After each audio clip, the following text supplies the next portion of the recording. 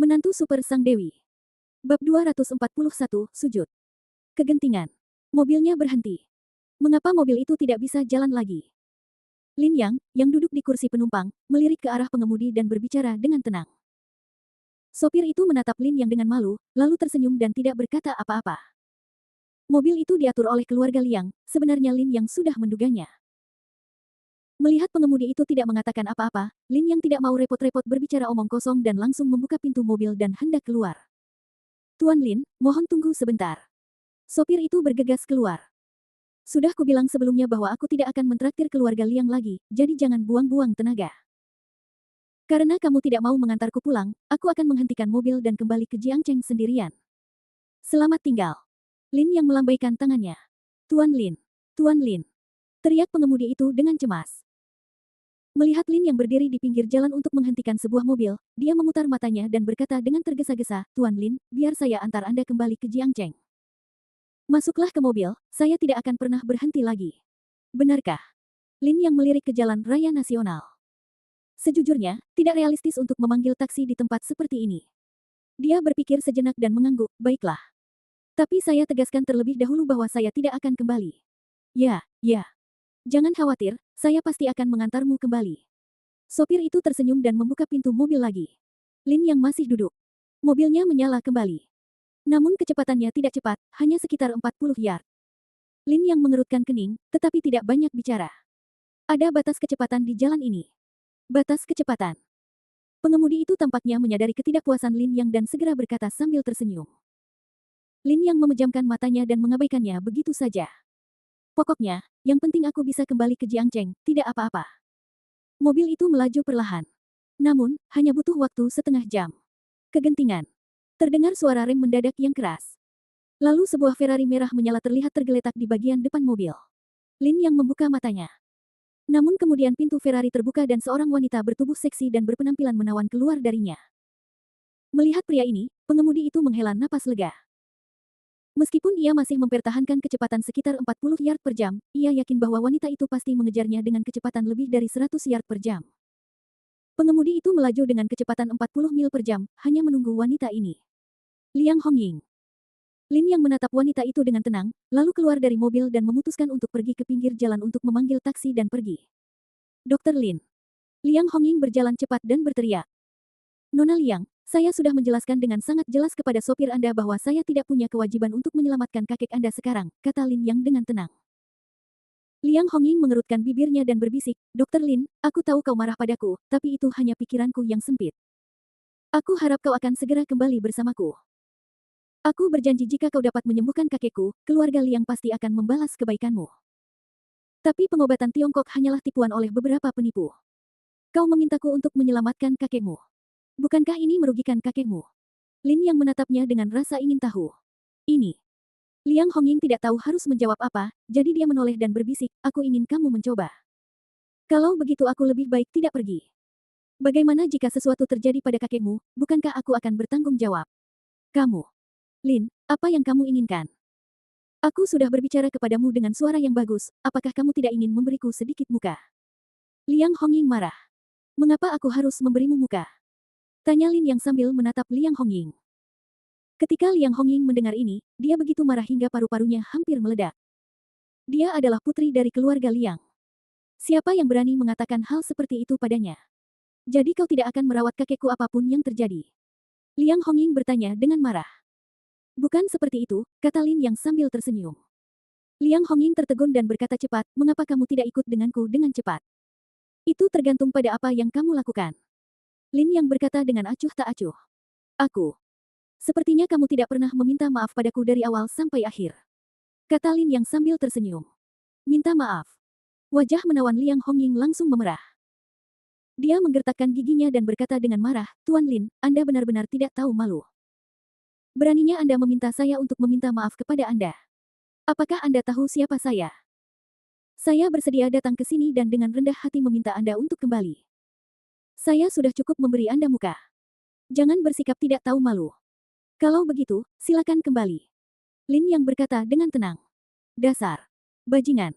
Liang Hongying menghentakkan kakinya karena marah. Lin terlalu malas untuk memperhatikannya. Ketika dia melihat taksi melaju, dia langsung menghentikannya. Keluar. Keluar sekarang juga. Liang Hongying sangat marah hingga berteriak kepada sopir taksi. Pengemudi itu bingung, dari mana wanita gila ini datang. Apa yang kau katakan? Liang Hongying yang marah hendak membuka pintu pengemudi dan memukuli pengemudi taksi itu. Lin yang duduk di kursi penumpang dan berkata dengan tenang, "Tuan, abaikan dia dan pergilah ke Jiangcheng." "Baiklah, kencangkan sabuk pengaman Anda," kata pengemudi itu dan hendak pergi. Namun Liang Hongying yang tergesa-gesa menghalangi bagian depan mobil, membuka tangannya dan berkata dengan marah, "Kalian tidak boleh pergi." Ini. Sopir taksi itu sedikit bingung. Alis Lin yang juga berkerut, tetapi segera dia tersenyum lagi. "Buang-buang waktu. Tidak masalah, Tuan. Karena dia ingin menghentikan kita, biarkan saja dia menghentikan kita. Kita akan menunggu di sini." Setelah mengatakan itu, Lin yang mengeluarkan setumpuk uang kertas dari saku jaketnya dan meletakkannya di depan kaca depan. Pengemudi itu sangat gembira dan berkata sambil tersenyum, "Oke, oke, oke. Saya akan membiarkan Anda mengemudikan mobil." Lin yang tersenyum dan menyilangkan kakinya, tampak seperti akan tidur siang. "Tuan Lin, Anda tidak tahu malu." Tubuh Liang Hongying bergetar karena marah. Tetapi dia tidak punya cara untuk menghadapi Lin Yang. Jika kita terus membuang-buang waktu seperti ini, kondisi kakek hanya akan bertambah buruk. Apa yang harus dilakukan? Apa yang harus dilakukan sekarang? Liang Hongying bingung. "Kakak, apa yang terjadi? Apakah istrimu? Jika ada konflik, bicarakan saja." Sopir itu tidak tahan melihat kecantikan yang begitu lembut menunjukkan ekspresi seperti itu, dan buru-buru berkata kepada Lin Yang. "Tetapi dia melakukan kesalahan padaku dan tidak meminta maaf padaku." Lin yang mengangkat bahu. "Saya minta maaf atas perbuatanmu. Mungkinkah?" Sopir itu tampak terlalu memikirkannya, dan wajahnya tiba-tiba berubah marah dan berkata, "Saudaraku, kalau begitu ini salahnya. Pria bisa mentolerir apa saja kecuali suami yang tidak setia ini. Saudaraku, saya mendukungmu. Jika wanita ini tidak meminta maaf, kita akan bertengkar dengannya." Setelah itu, pengemudi mematikan mesin. Lin yang tertawa terbahak-bahak. Liang Hongying hampir pingsan karena kehabisan napas. Apakah aku benar-benar tipe wanita yang patut dipertanyakan? Pada saat ini, telepon Liang Hongying berdering. Dia mengeluarkan telepon genggamnya dan meliriknya, tubuhnya tiba-tiba gemetar. "Tidak ada waktu. Jika kita menunda lebih lama lagi, aku khawatir kakek tidak akan sanggup menanggungnya." Liang Hongying menarik napas dalam-dalam, dan akhirnya memutuskan untuk melepaskan harga dirinya, berjalan mendekat, membungkuk pada Lin Yang dan berkata, "Dokter Lin, saya minta maaf, ini semua salah saya harap Anda bisa memaafkan saya." Bab 242 Penyelamatan. Lin yang sedang tertidur, membuka matanya, melirik Liang Hongying yang sedang membungkuk di luar mobil, dan berkata dengan tenang, "Hanya itu. Apa lagi yang kamu inginkan?" Liang Hongying hampir ingin berteriak. Namun, dia masih menahan diri, mengepalkan tangannya erat-erat, dan berbisik lagi, "Dokter Lin, selama Anda bersedia menyembuhkan kakek saya, Anda dapat meminta saya melakukan apa saja. Jika itu benar-benar tidak berhasil, saya akan berlutut kepada Anda." "Oke." Setelah mengatakan itu, Liang Hongying hendak berlutut. "Nona." Pengemudi di ujung sana terkejut. Tampaknya Liang Hongying telah memberikan segalanya. Seorang wanita dengan harga diri yang kuat seperti itu malah harus berlutut di hadapan orang lain. Ini benar-benar berita aneh. Tetapi kalau dipikir-pikir, dibandingkan dengan kehidupan kakek saya, apa artinya martabat?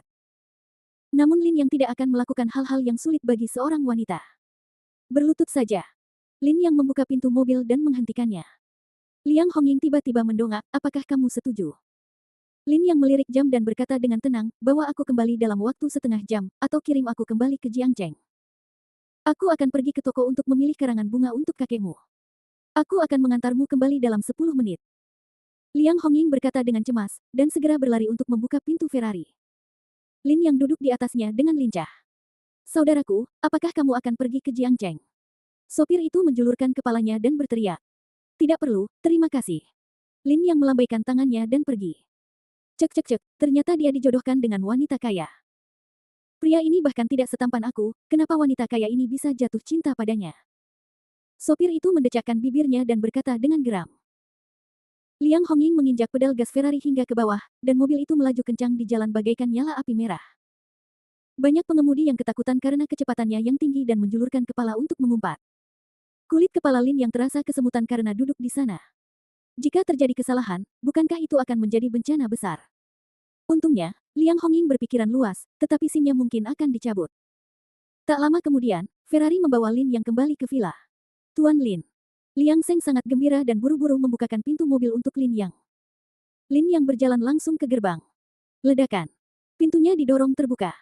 Rita, George dan orang lain di dalam masih menyelamatkan lelaki tua itu. Saat ini, lelaki tua itu telah koma dan kondisinya sangat buruk.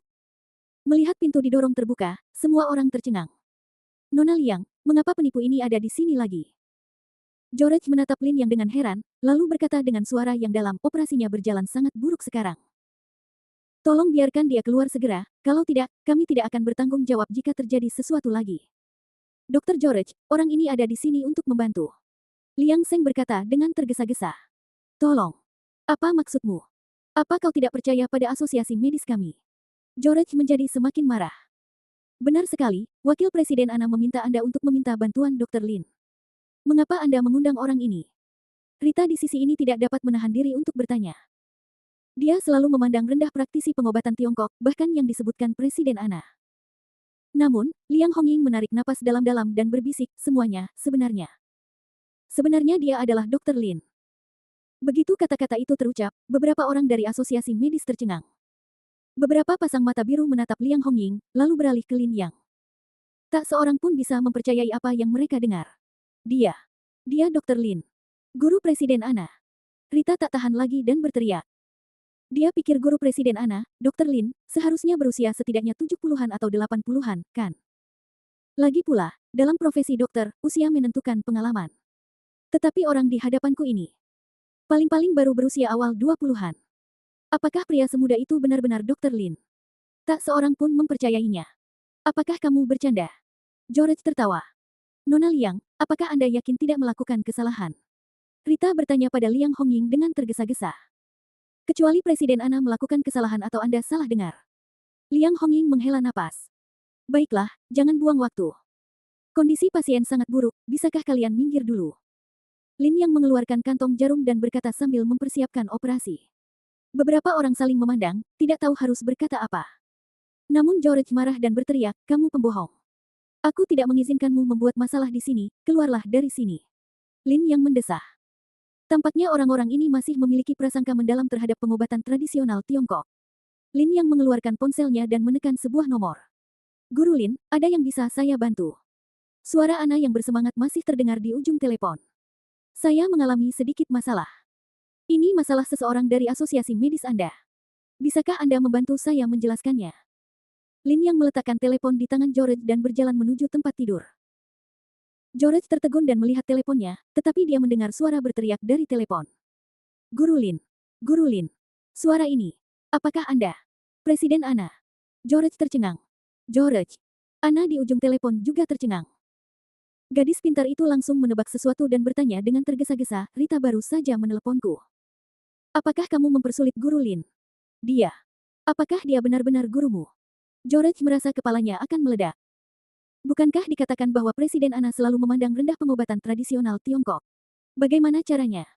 George, aku butuh jawaban yang memuaskan darimu. Suara Ana yang serius terdengar. Walaupun telepon tidak dalam mode speaker, suaranya masih sangat jernih dan tajam di ruangan yang sunyi. Mendengar ini, semua orang dari ikatan dokter terdiam. Pada saat ini, Lin Yang sudah memulai akupuntur. Ekspresinya sangat terfokus, dan dia mengerahkan hampir seluruh energinya untuk menjatuhkan jarum perak itu. Setelah beberapa saat, dia mengangkat kepalanya dan berkata dengan ringan, cepat dan minta seseorang untuk menyiapkan obat, biji palem, anglika, cacing tanah, rhubarb, kodonopsis, tricoloma. Masing-masing 3 gram. Apakah kamu punya ginseng salju? Ya. Ya. Kami punya ginseng salju. Liang Seng kembali sadar dan mengangguk dengan tergesa-gesa. Sudah berapa tahun?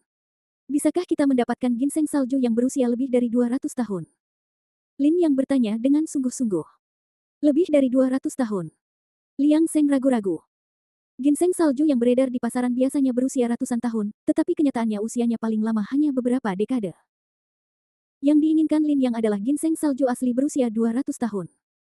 Bagaimana dia bisa mendapatkannya dalam waktu singkat? Namun, Liang Hongying di sebelahnya berkata, itu bisa diperoleh. Oke, cepat dan persiapkan. Lin Yang berteriak dengan suara yang dalam, lalu berkata kepada George, Rita, dan yang lainnya yang sedang linglung, jangan diam saja, aku butuh tenaga di sini, datang dan bantu dengan cepat. Aku. Kita. Beberapa orang tercengang. Cepat pergi dan bantu aku. Teriak Ana di telepon. Orang-orang kemudian menyadari bahwa telepon itu masih terhubung. Ya, Presiden Ana. George menggigil dan segera setuju. Bab 243 Ibu Baptis Lin Yang.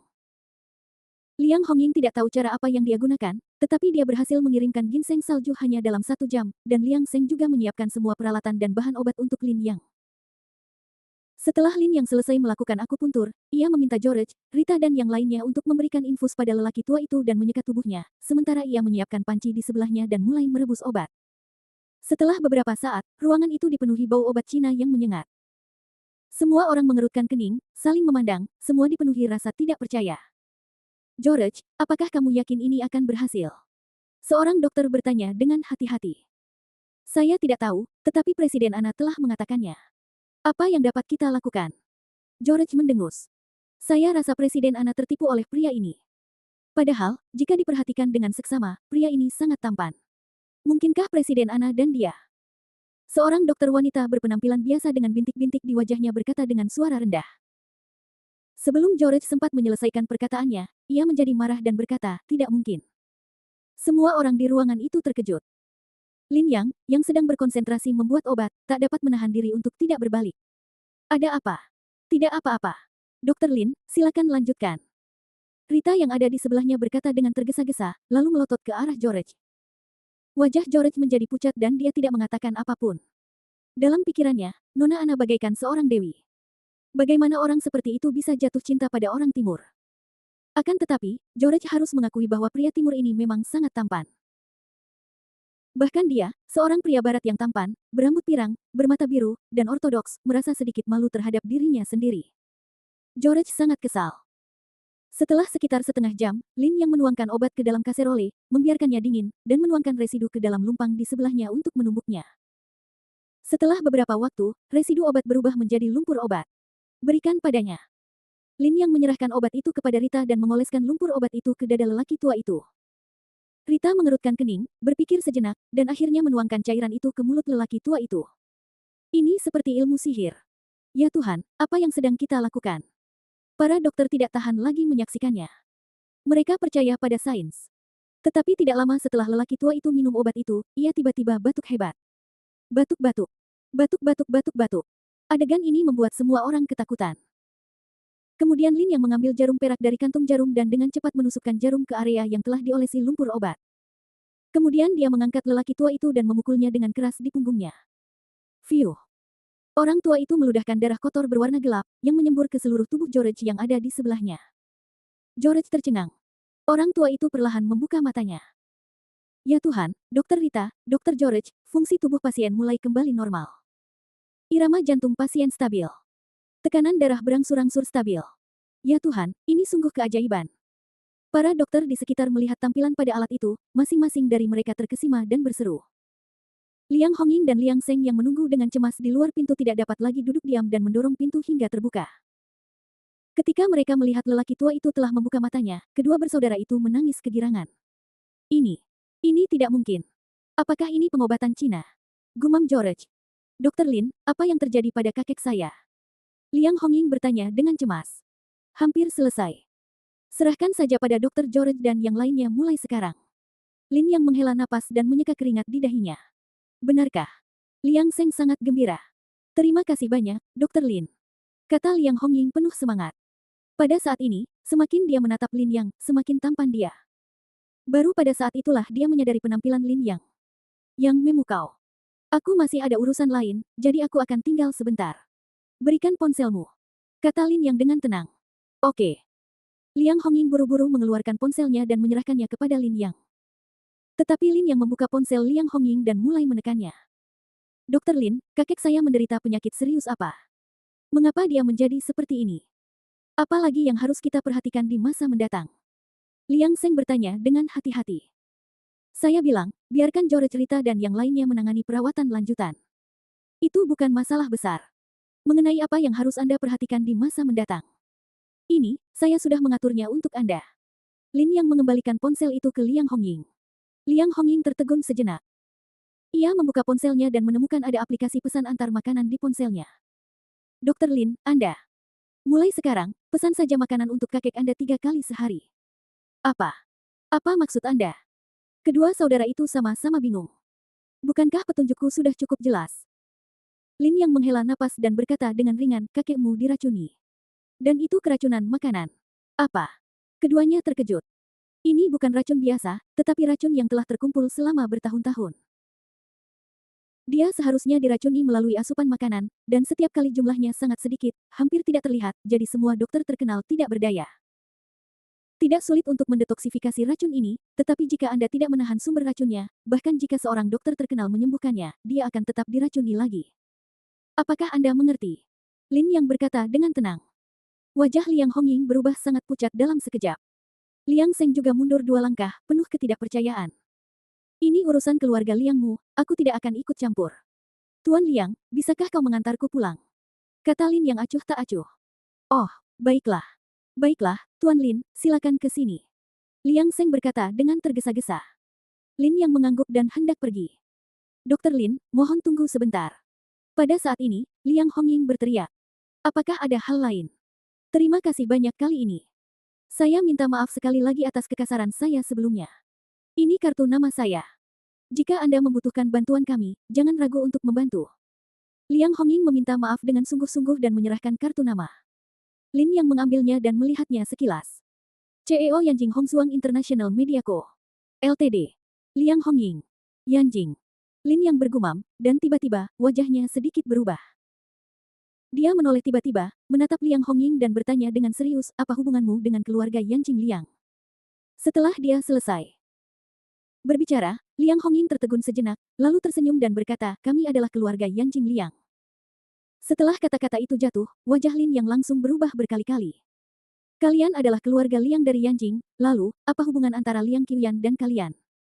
Lin yang bertanya lagi. Liang Qiuyan. Dia bibi kami. Liang Hongying bertanya dengan bingung, Dokter Lin, apakah Anda kenal bibi kami? Lin yang terdiam. Lin yang sangat akrab dengan Liang Qiuyan. Karena dia adalah saudara angkat ibuku. Keduanya tumbuh bersama. Sebelum masuk ke keluarga Lin, ibu mereka sempat tinggal di keluarga Liang selama beberapa waktu. Setelah ibunya menikah dengan pria itu, Liang Qiuyan jarang berinteraksi dengan ibunya. Tentu saja, setiap kali dia melihat Liang Qiuyan, ibunya selalu sangat senang. Mungkin dia adalah satu-satunya orang yang bisa dia ajak bicara, dan Liang Qiuyan selalu bersikap sangat baik kepada Lin Yang. Ibunya bahkan ingin Liang Qiuyan menjadi ibu tiri Lin Yang, jadi ketika Lin Yang masih kecil, dia selalu memanggilnya ibu baptis. Namun dalam beberapa tahun terakhir, Lin Yang tidak pernah melihat Liang Qiuyan lagi, bahkan setelah ibunya meninggal, dia tidak muncul lagi. Mungkin dia punya kehidupannya sendiri dan aku tidak seharusnya mengganggunya. Lin Yang menghela napas, memikirkan kenangan masa kecilnya, selalu merasakan emosi yang tak terhingga. Namun, pada saat ini, Liang Hongying tiba-tiba berkata, bibi Qiuyan tidak dalam keadaan baik sekarang. Dia akan segera dikeluarkan dari keluarga. Lin Yang sedikit terkejut, dan tiba-tiba menoleh untuk melihat Liang Hongying, ada apa dengannya?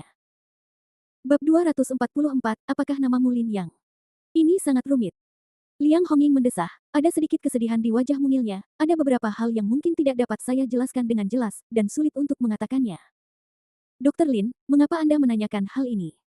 Apakah Anda mengenal bibi Qiuyan? Lin Yang tidak mengatakan apapun, tetapi ekspresinya sangat serius. Dia ragu-ragu sejenak, mengeluarkan kartu nama dari sakunya dan menyerahkannya kepada Liang Hongying.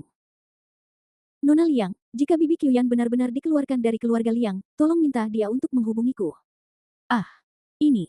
Liang Hongying mengambil kartu nama itu, menatap Lin Yang dengan aneh dan bertanya, siapa kamu bagi bibi Qiuyan? Lin Yang terdiam beberapa saat, lalu berbisik, aku anak baptisnya. Lin Yang. Setelah itu, dia masuk ke dalam mobil. Tak lama kemudian mobil itu melaju meninggalkan villa itu. Liang Hongying memegang kartu nama dan bergumam pada dirinya sendiri. Bibi Qiuyan punya anak baptis. Dan, apakah ini Dokter Ilahi Lin? Tunggu. Lin Yang. Sepertinya aku pernah mendengar nama ini di suatu tempat sebelumnya.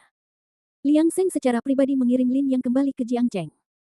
Sesampainya di Jiangcheng, Lin Yang berlari ke rumah sakit. Karena konon hari ini adalah hari Su Yan keluar dari rumah sakit. Di bawah keterampilan medis Lin Yang yang ajaib dan perawatan obat yang mahal, kecepatan pemulihan Su Yan sangat menakjubkan, bahkan Qi Chongguo pun takjub. Su Guang sedang mengemasi barang-barangnya, berencana untuk membawa Su Yan pulang. Zhang Qingyu datang membawa semangkuk sup ayam dan menyuruh Su Yan meminumnya. Ketika Zhang Qingyu melihat Lin Yang masuk, wajahnya tiba-tiba menjadi gelap, tetapi karena Su Yan ada di sana, dia tidak langsung memarahinya. Bagaimana? Apakah kamu merasa lebih baik? Lin Yang memeriksa denyut nadi Suyan dan bertanya sambil tersenyum. Tidak buruk. Suyan mengangguk lembut, tidak ada kegembiraan atau kesedihan di wajahnya. Hei, Lin Yang, kemana saja kamu akhir-akhir ini? Zhang Qingyu bertanya sambil mendengus. Oh, aku akan menyelesaikan masalah dengan Menfuksi dan yang lainnya, kata Lin Yang setelah ragu-ragu. Menyelesaikan masalah? Kau, kau tahu latar belakang keluarga Menfuksi? Kau pernah mendengar tentang sekolah bela diri keluarga Men? Beranikah kau menyelesaikan masalah dengan putra tertua keluarga Men? Aku takut kau akan dipukuli sampai mati oleh keluarga Men, kata Zhang Qingyu dengan nada meremehkan. Tak seorang pun akan percaya kebenarannya, jadi Lin Yang hanya diam saja. Baiklah, Bu, berhenti bicara dan ayo kembali, kata Suyan dengan suara serak. Meskipun tubuhnya telah pulih, wajahnya masih sangat pucat. Pulang. Xiaoyan, katakan padaku dulu, kemana kita akan kembali? Zhang Qingyu tiba-tiba menjadi bersemangat dan bertanya dengan tergesa-gesa. Tentu saja kami akan kembali ke rumah sewa kami. Suyan bertanya dengan heran. Rumah sebelumnya telah dijual, dan keluarga Suguang tidak membeli rumah lain untuk sementara waktu, melainkan menyewa rumah. Kenapa harus tinggal di rumah sewa? Aku sudah check out hari ini, kata Zhang Qingyu. Apa? Suyan tertegun, lalu berkata dengan getir, lalu di mana kita tinggal? Di mana lagi kita bisa tinggal? Mari kita tinggal di Century Pride Center. Zhang Qingyu berkata sambil tersenyum. Century Pride Center. Itu rumah Direktur Lin. Suyan mengerutkan kening. Apa yang kamu takutkan? Bukankah Direktur Lin menyuruhmu tinggal di sini? Kudengar Century Haoxing punya bos baru, dan bos saat ini sangat memperhatikan manajemen keamanan publik di sana. Hal-hal seperti terakhir kali tidak akan pernah terjadi lagi. Xiaoyan, kamu masih sangat lemah dan tidak bisa tinggal di rumah sewa. Bagaimana jika kamu terkena penyakit kronis? Kamu masih sangat muda. Jadi kamu pasti punya lingkungan yang lebih baik untuk memulihkan diri, kan? Zhang Qingyu berkata lagi, lalu mengedipkan mata pada Su Guang yang sedang linglung di sampingnya. Su Guangcai kembali sadar dan mengangguk putus asa, ya. Bu, ini sangat memalukan. Su Yan tidak berdaya. Kamu hanya pemalu. Sebenarnya, jika kamu mau mengambil inisiatif, kamu dan Direktur Lin pasti sudah bersama sejak lama. Mengapa keluarga kita harus menanggung penghinaan seperti itu? Zhang Qingyu tersenyum dan berkata, aku akan segera menelepon Xiao Qian dan memintanya untuk mengirimkan kuncinya. Bu, jangan. Oh, dengarkan aku. Zhang Qingyu mengeluarkan ponselnya dan menghubungi nomor itu.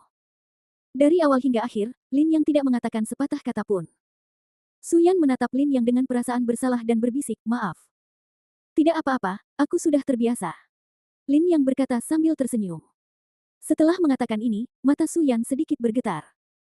Entah mengapa, dia merasa jarak antara dirinya dan Lin Yang entah kenapa semakin melebar. Luo Qian menyerahkan kunci dan bergegas pergi. Saat dia pergi, wajahnya masih terlihat sedikit jelek. Lin Yang dan Su Yan ingin bertanya, tetapi sudah terlambat. Zhang Qingyu memanggil mobil, lalu memanggil Lin Yang, menggendong Su Yan ke kursi roda, dan mendorongnya menjauh. Mereka berempat segera tiba di Century Pride Central Area dan tiba di depan Villa No. 1. Hei, apa yang kau lakukan? Tepat saat Lin Yang hendak masuk, Zhang Qingyu tiba-tiba berteriak dan menghalangi jalan Lin Yang. Ada apa denganku? Lin Yang mengerutkan kening. Apakah ini tempat yang bisa kamu datangi? Zhang Qingyu mendengus dingin, Lin Yang, kamu bisa kembali. Keluarga kita bisa tinggal di sini. Bagaimanapun, ini bukan rumahmu. Jika orang lain melihatnya, mereka akan salah paham. Lin Yang mengerutkan kening. Ini benar-benar rumah yang dibelinya. Bu, biarkan dia masuk. Su Yan berkata dengan tenang. Bagaimana mungkin? Bagaimana jika Direktur Lin salah paham, bukankah itu akan menghancurkan hubungan kalian? Bisik Zhang Qingyu. Bu, bagaimana ibu bisa berkata seperti itu? Lin Yang dan aku belum bercerai. Su Yan marah. Ekspresi Lin Yang juga terlihat sedikit tidak wajar. Meskipun dia tidak suka berdebat dengan wanita, dia pikir Zhang Qingyu bertindak agak keterlaluan. Dia mengusap dagunya, sambil berpikir bahwa sudah waktunya membeli rumah itu. Walaupun dia ingin Su Yan sembuh dari penyakitnya, dia benar-benar tidak tahan dengan wajah sombong Zhang Qingyu. Akan tetapi, saat dia hendak meminta Ma Hai datang dan mengambil kuncinya, teleponnya tiba-tiba berdering. Lin Yang melirik ide penelepon dan tertegun. Siapa yang menelepon? Su Yan tidak dapat menahan diri untuk bertanya. Itu milik Xiao Dong. Lin Yang tersenyum dan menekan tombol jawab. Namun, begitu panggilan tersambung, teriakan Xiao Dong yang sangat mendesak terdengar. Kakak Lin. Sesuatu terjadi. Kakak Lin. Sesuatu terjadi. Wu. Raut wajah Lin yang tiba-tiba berubah, dan dia buru-buru berkata dengan suara rendah, Xiao Dong, jangan panik, apa yang terjadi? Sesuatu terjadi pada kakak Luo. Sekelompok orang datang ke klinik tadi dan mengatakan sesuatu kepada kakak Luo. Kakak Luo berlutut di tanah dan menangis, lalu orang-orang itu membawa kakak Luo pergi. Aku melihat ada orang-orang dari keluarga Luo di antara mereka. Kakak Lin, apa yang harus kita lakukan sekarang? Apakah kakak Luo akan mendapat masalah? Kata Xiao Dong sambil menangis. Wajah Lin yang menjadi gelap, dan dia berkata dengan suara rendah, jangan khawatir, aku akan segera menanganinya. Setelah itu, dia menutup telepon dan hendak pergi. Mau kemana? Tanya Suyan segera. Ada sesuatu yang terjadi di klinik. Aku akan pergi melihatnya, kata Lin yang sambil tersenyum. Kalau begitu, harap berhati-hati. Suyan mengangguk. Lin yang segera keluar. Namun, begitu dia meninggalkan Century Pride, seorang pria bertopi baseball tiba-tiba menghentikannya. Apakah nama Anda Lin Yang? Tanya pria itu tanpa ekspresi. Siapa kamu? Lin Yang menatap pria itu dengan rasa ingin tahu. Kau hanya perlu menjawabku, kan? Lin Yang. Tanya lelaki itu lagi, tanpa ada emosi dalam suaranya. Bab 245 Bibi. Suara orang ini sangat arogan, dan siapapun yang mendengarnya akan merasa tidak nyaman. Hal yang sama berlaku untuk Lin Yang. Dia juga menatap pria itu dan berkata dengan ringan, kalau begitu, kau hanya perlu memberitahuku, siapa kau? Pria itu mendengus dingin dan mengangkat telepon di tangannya, yang masih terhubung. Dia berbisik, dia tidak bekerja sama. Karena dia tidak bekerja sama, bawa dia ke sini dengan paksa. Suara laki-laki yang lemah namun dingin terdengar dari telepon. Saat suara itu keluar, pria itu mengangkat tangannya hampir secepat kilat, memegang jarum perak dan menusukkannya dengan keras ke dada Lin Yang. Ini adalah gua yang tenang. Teknik akupuntur pria itu sangat terampil, kekuatannya merata, dan kecepatannya secepat kilat. Setelah satu suntikan, orang biasa akan langsung tidak dapat bergerak, seolah-olah seseorang telah menekan titik akupuntur. Tapi Lin yang berbeda. Dia bukan lagi orang biasa. Meskipun titik akupunturnya tersumbat, dia dapat dengan mudah membukanya. Namun dia tidak melawan. Dia ingin melihat siapa yang mencari masalah dengannya. Tak lama kemudian, Lin yang dibawa ke dalam mobil van. Ada dua pria dan satu wanita di dalam mobil itu. Pria di depan sedang mengemudi, dan dua orang lainnya menatap Lin Yang. Bagaimana mungkin orang yang tidak berguna seperti itu adalah Dr. Lin yang legendaris? Zhang Jiang, apakah kamu yakin? Wanita berkacamata itu bertanya dengan tenang. Saya bertanya apakah dia Lin Yang, tetapi dia tidak mengatakan apa-apa, jadi saya membawanya ke sini. Dia pergi ke rumah sakit bersama Suyan, jadi dia seharusnya Lin Yang. Pria yang menyetir itu menjawab. Tapi sejauh yang aku tahu, suami Suyan, Lin Yang, adalah seorang pecundang. Dia menikah dengan keluarga Su dan menjadi seorang gigolo. Kau menghubungkannya dengan Dr. Lin. Itu tidak mungkin. Tanya wanita berkacamata itu lagi. Saya tidak tahu. Luo Beiming mengatakan dia adalah Dr. Lin. Jika Anda memiliki pertanyaan, tanyakan saja langsung kepada Luo Beiming, kata pria itu. Wanita berkacamata hitam itu berhenti berbicara. Namun, pada saat ini, Lin yang selama ini terdiam, tiba-tiba berbicara, apa? Apakah Luo Beiming yang mengirimmu ke sini? Hah? Beberapa orang tercengang dan menatap Lin Yang serempak. Pria yang duduk di sebelah Lin Yang segera mengambil jarum perak lainnya dan menusukkannya ke tubuh Lin Yang.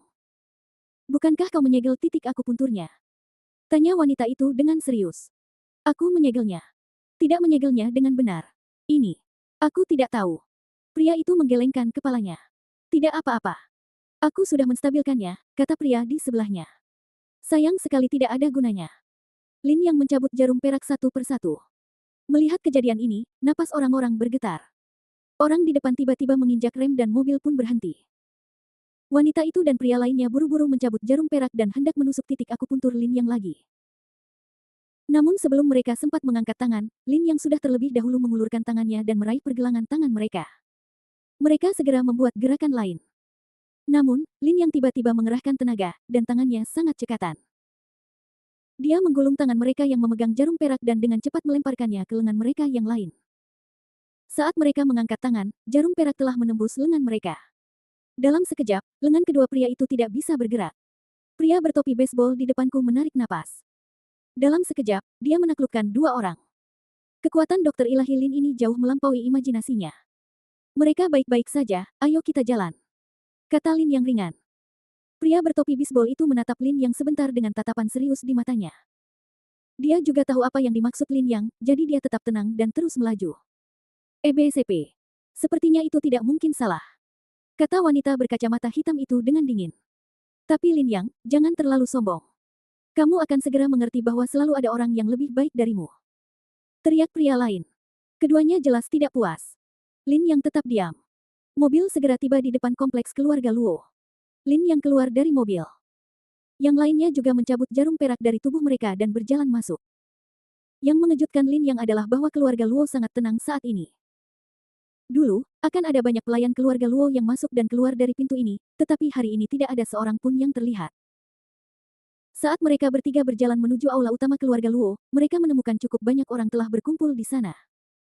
Selain keluarga Luo yang dipimpin oleh Luo Beiming, ada juga banyak pria dan wanita dengan pakaian alternatif. Beberapa orang di antaranya mengenakan jas dan berpakaian formal, namun yang lainnya mengenakan jas tang dan hanfu, yang gayanya cukup kuno. Yang paling menarik perhatian Lin Yang adalah seorang wanita parubaya.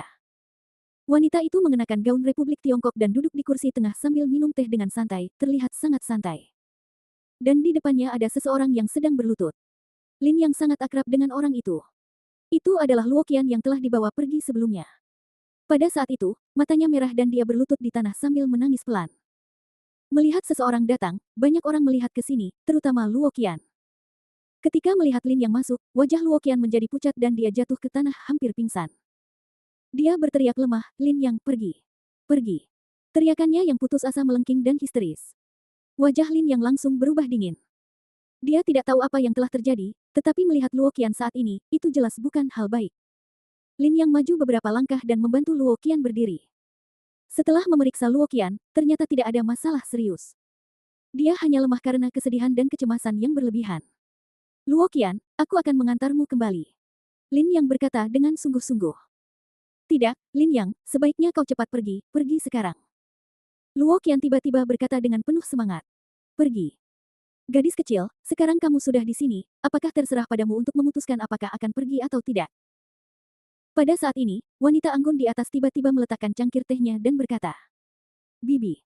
Tolong setidaknya lepaskan Lin Yang. Dia tidak ada hubungannya dengan semua ini, tolong lepaskan dia. Teriak Luo Qian. Bibi. Lin Yang sedikit tertegun. Ternyata wanita ini adalah Bibi Luo Qian. Gadis kecil, jangan khawatir tentang masalah ini.